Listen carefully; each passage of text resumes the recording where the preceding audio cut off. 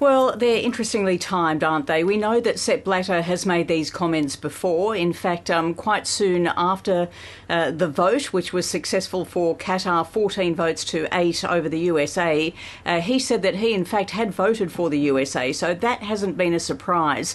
I guess the biggest issue now is that in hearing these comments from Sepp Blatter on the very eve of the World Cup, you start to wonder why he's chosen to make this point again.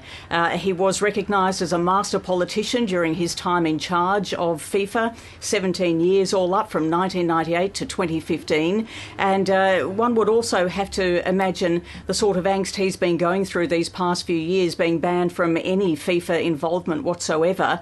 And, you know, the idea of revenge and finally being able to get back at some of the people that he possibly blames for being in the situation he's in at the moment. Yeah. Interesting timing. People might have thought it was all to do with the fact that he might have thought, like many other people, workers' rights, LGBTQI and human rights being the issue, but no, he said that they shouldn't have the World Cup because the country is just too small. Yes, so not the kind of issues that you would have hoped he might have raised, even though at the time he supported, as you say, he's made these comments before, at the time he agreed. What sense does it give you, though, and of the political pressures that many faced at the time, and often of the political machinations that go on to pick the host of a World Cup? Well, I think this is part of the interesting discussion around the World Cup and major events such as the FIFA World Cup, and a level of discussion that we don't often get into, so I'm glad you're having one tonight. It's really beneficial. And it comes down to the fact that, you know, we know that predominantly these big events have been hosted by the West. They've either been hosted in Europe or in the Americas. And in trying to expand the game and continue to grow the game, it was definitely seen that, you know, they had to expand also the places that were hosting these events. We saw South Africa hosting a FIFA World Cup. Now it's going to the Middle East for the first time. But of course, these don't come without major challenges, and we've seen those challenges play out over the past 12 years. Non-stop coverage of workers' rights inside Qatar, despite numerous changes being made there to the law and the way that workers' rights are now supported in a way they weren't when they originally won the bid. And also calls on other human rights, including those for the LGBTQI community. And as you talk about the LGBTQI community, there have been serious concerns raised about Qatar's position. The World Cup ambassador had made some rather homophobic and judgmental remarks during a German interview. You know, how does this make LGBTQ fans going to the World Cup and also the representatives of many of those kind of teams feel about Qatar being chosen? Well, this goes back to, you know, the discussion that many people have been having for 12 years, and these issues have been raised by many of the interest groups, human rights organisations around the world.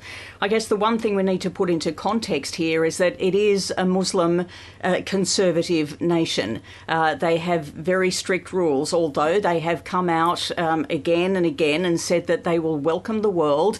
They have said that rainbow flags will be able to be flown inside the stadiums in support of all people that follow the world game, and that providing there's a level of respect for those that come and visit the country as to their beliefs and their system and their laws, then they too will respect the group of any people that come, and whatever persuasion, whatever colour, whatever rights, whatever they may bring to the country, they have just asked for a level of respect. However, this recent interview with one of the ambassadors, there's many ambassadors for the World Cup, and this was a particular gentleman, Khalid Salman, who used to play for the Qatari team some decades ago, and he was being asked about LGBTQI rights in Qatar with a German documentary network, and he said, well, you know, we have different laws and you have to respect our laws. When pressed further on that, he said that it is haram, which means it is against the law, it is not looked kindly upon in their religion, and that it is a problem with the mind. At that point, the minders looking after him cut the interview short, knowing exactly how this was going to play out in the international media. Some players have weighed in on this issue. What have they been doing? How have they been showing support for the LGBTQ community? Well, the Australian Socceroos, some of them at least, 16 of them, were very heavily involved in a video that many people would have seen by now, released a couple of weeks ago in conjunction with the PFA, the player body, where they congratulated or at least recognised the developments that have been made inside Qatar with regard to workers' rights, but said there is a long way still to go and encourage them to progress that, and also to have this very important discussion around the LGBTQI community because of the human rights aspect of that. Now it's gone a step further. Only in the last half hour or so we've seen the release of a video. Jackson Irvine, one of the Socceroos, who will be travelling to Qatar to compete with the team, and he's also gone a step further in saying that the rights of this community really do need to be looked at more carefully. The feeling of people in these communities feeling unsafe or unwelcome at a tournament that is global and for everybody. This is not politics or religion, this is human rights. And so there you have it. Human rights, of course, has been the biggest topic around Qatar for the last 12 years or so. And then there are people on the other side that would say that, they also have a human right in Qatar to be able to follow the religion of their choosing. And many other people would argue they don't even choose that religion. They're born into this nation. They follow that religion. And this is one of those situations where human rights really come into conflict. Yeah. Do you think, Tracey, of course, it's so important that these issues are highlighted, and there are so many fears, as you point out, for many Qataris who themselves face discrimination because they may differ from those views.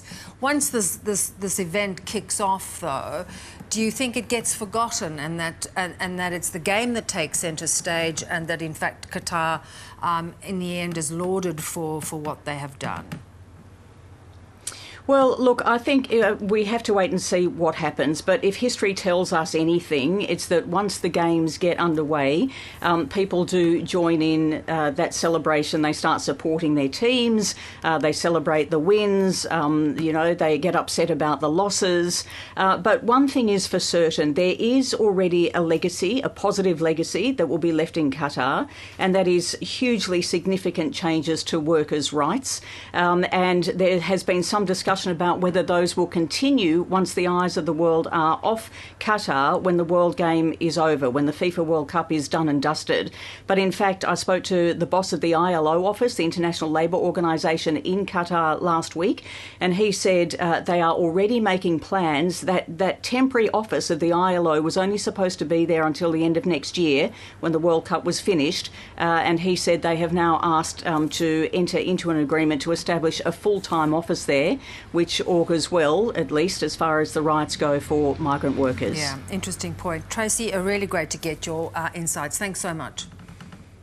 Thanks for having me.